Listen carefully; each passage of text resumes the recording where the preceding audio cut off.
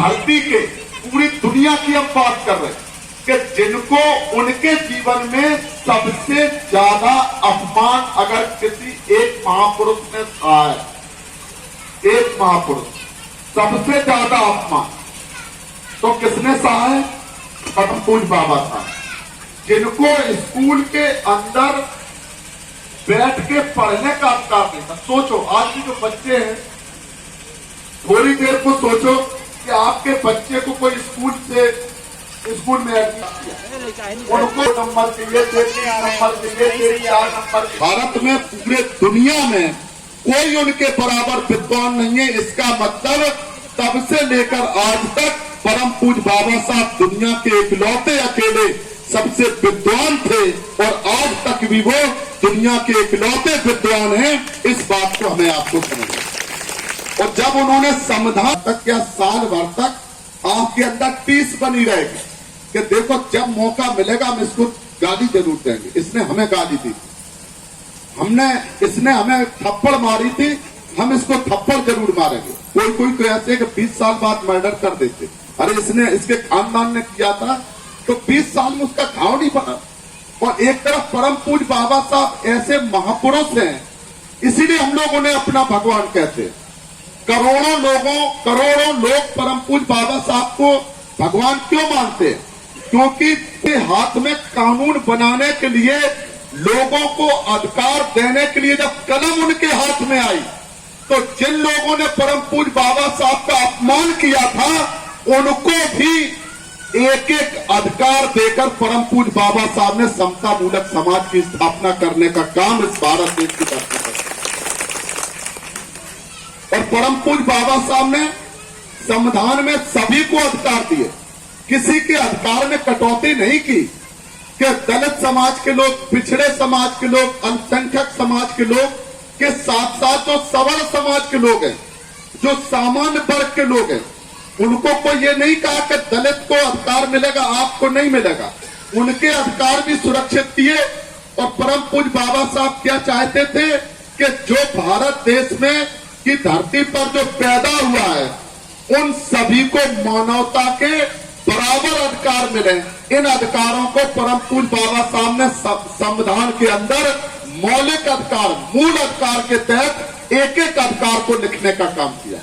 और साथ में सबसे बड़ी जो चीज दी है, जिस पर आज भी लोग हमारे ख्याल से विरोध करते हैं, सबसे बड़ी चीज क्या दी?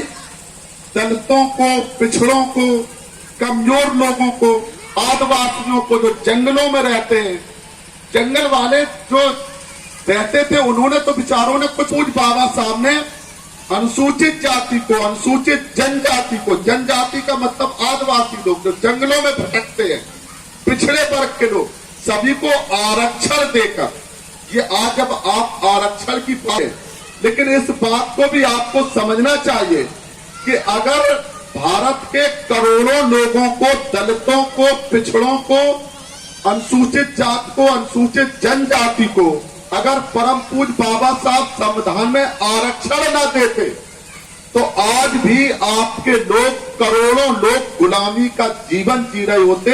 अगर आपको स्वाभिमान सम्मान की जो जिंदगी मिली है तो परम पूज्य बाबा साहब के द्वारा दिए गए आरक्षण की बदौलत मिली है। इस बात को समझना चाहिए। और आरक्षण आपको किस किस चीज में मिला? एक तो नौकरियों में आरक्षण मिला, पढ़ने लिखने का। ये जो नए बच्चे बैठे इनको भी इस बात को समझना चाहिए, क्योंकि आपको ये बातें जब तक आप समझेंगे नहीं कि किस चीज का क्या मतलब है। तो परम पूज्य बाबा साहब ने जब पढ़ने का आरक्षण दिया कि आपका बेटा स्कूल में पढ़ने जाएगा, तो साथ में क्या दिया? क्योंकि आपका बेटा तो मजदूरी करता है, आपका बेटा तो जानवर चराता है, आपके पास जमीन तो थी नहीं, आप भूमिहीन लोग हैं, तो आप अपने बच्चे को स्कूल में कैसे पढ़ा पाते? तो बाबा साहब ने पढ़ने का अधिकार दिया और साथ में वजीफा दिया। वजीफा जानते हो? छात्रवृत्ति, मतलब पढ़ने के लिए पैसा। एक तरफ तो फीस देनी पड़ती है कि आप पैसा दो तो आपको पढ़ाया जाएगा, और बाबा साहब ने क्या दिया कि अगर आप अपने बच्चे को स्कूल में पढ़ने भेजेंगे तो आपको उसके बदले में आपको पैसा दिया जाएगा, वजीफा दिया जाएगा। आपको बच्चे की न तो फीस भरनी होगी और न आपको बच्चे के लिए स्कूल में जाने के खाने का व्यवस्था के लिए बाबा साहब ने वजीफा दे, उसको वजीफा कहते गांव में। अब पढ़े लिखे लोग छात्र वृत्ति कहते हैं। परम पूज्य बाबा साहब डॉक्टर भीमराव अंबेडकर जी ने ये सबसे बड़ा हथियार क्या दिया था दलितों को, पढ़ने का अधिकार और वजीफा। और इन दो चीजों को जब हासिल किया तो जब बच्चा पढ़ने गया और जब हाई स्कूल हो गया, इंटर हो गया, तो उसके बाद क्या दिया, उसको नौकरी में आरक्षण दिया। अगर आपका बच्चा हाई स्कूल पढ़ गया, बीए पढ़ गया, एमए पढ़ गया, तो उसको योग्यता के अनुसार उसको कलेक्टर बनने का, एसपी बनने का, थानेदार बनने का, सिपाही बनने का, अध्यापक बनने का, उनको सारे अधिकार परम पूज्य बाबा साहब डॉक्टर भीमराव अंबेडकर जी ने दिए। और दूसरी तरफ क्या दिया, राजनीति में आरक्षण। ये दो चीजें समझो। जैसे हम यहाँ खड़े हैं तो हम एमएलसी हैं, विधायक हैं। हम 2007 में एमएलए भी रहे, विधायक रहे।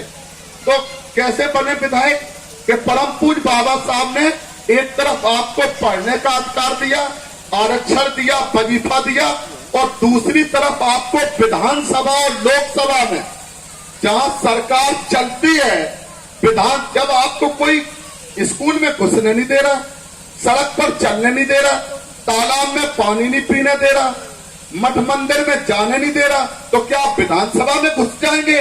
विधानसभा के अंदर और लोकसभा के अंदर अगर दलित कमजोर समाज के लोग पहुंचे हैं तो परम पूज्य बाबा साहब डॉक्टर भीमराव अंबेडकर, इस बात को हमें समझना चाहिए।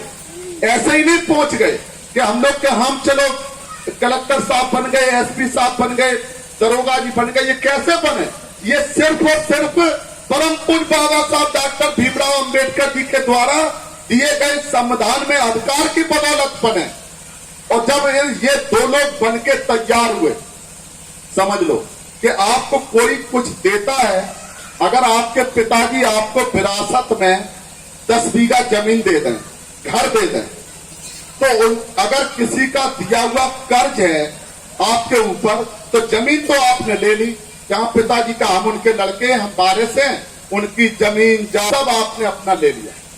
और अगर कोई ने कहा कि पिताजी के नाम 1 लाख रुपए का कर्ज है, तो आप क्या कह रहे? भैया कर्ज नहीं, मर गए, कर्ज खत्म। और जमीन मतलब मर गए तो हमारी, और कर्ज जो वो खत्म। तो जो लोग परम पूज्य बाबा साहब डॉक्टर भीमराव अंबेडकर जी के त्याग और बलिदान से जो उन्होंने संविधान में अधिकार दिया था, और जिससे लोग डीएम, कमिश्नर, आईजी, डीआईजी बने, और दूसरी तरफ विधायक और सांसद बने, इनके ऊपर जिम्मेदारी क्या थी? इनके ऊपर परम पूज्य बाबा साहब डॉक्टर भीमराव अंबेडकर जी ने जिम्मेदारी दी थी।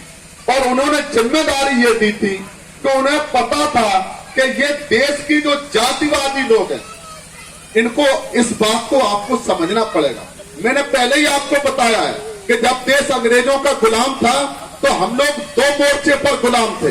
एक तो अंग्रेजों के गुलाम, जो लोग ऊंच नीच में विश्वास करते हैं, उन लोगों के भी हम लोग गुलाम थे।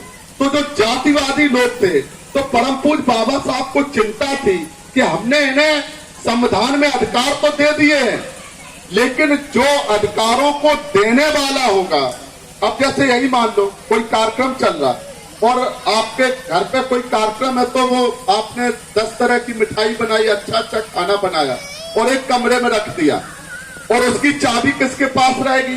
किसी ना किसी को तो दोगे चाबी। खुले में तो छोड़ नहीं दोगे, कुत्ता बिल्ली जाएंगे।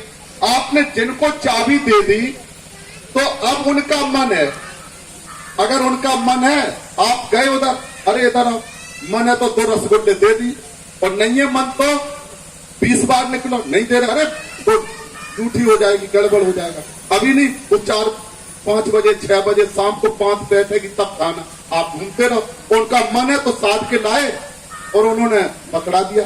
इसी तरह का परम पूज्य बाबा साहब को यह आदेशा था कि जो देश की जातवादी ताकतें हैं, ये सरकार में रहेंगी, तो ये हमारे जो दबे पिसे समाज के लोग हैं, इनके साथ न्याय नहीं करेंगे।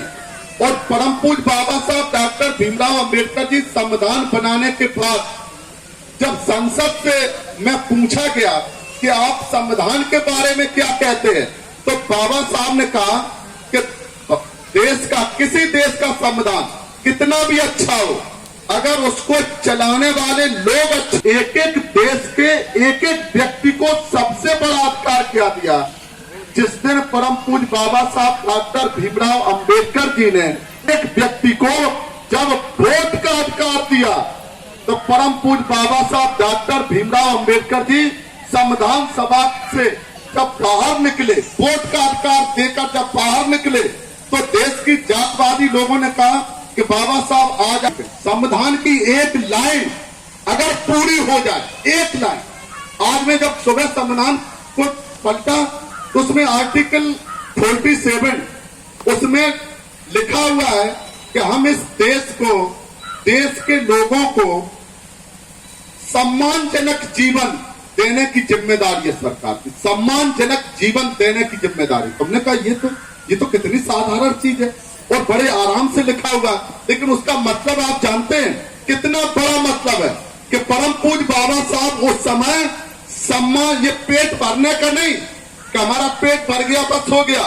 उनको किस चीज की कल्पना कर रहे थे, वो सम्मानजनक जीवन सरकार पर जिम्मेदारी दे रहे थे। इस देश की सरकार और प्रदेश की सरकारों की ये जिम्मेदारी होगी कि भारत के एक एक नागरिक को ये स्वाभिमान सम्मान की जिंदगी देने का काम करेंगे, और जो सरकार स्वाभिमान सम्मान की जिंदगी ना दे उस सरकार को उखाड़ कर आपको अपनी सरकार बनाने का काम करना। ये आपको तय करना पड़ेगा कि ये सम्मानजनक जिंदगी है कि नहीं। सरकार के लोगों से पूछना पड़ेगा, कोई भी आता है, हम लोग आते हैं, सभी लोग आते हैं, परम पूज्य बाबा साहब डॉक्टर भीमराव अंबेडकर जी के संविधान देने के बाद, अधिकार देने के बाद देश के हालात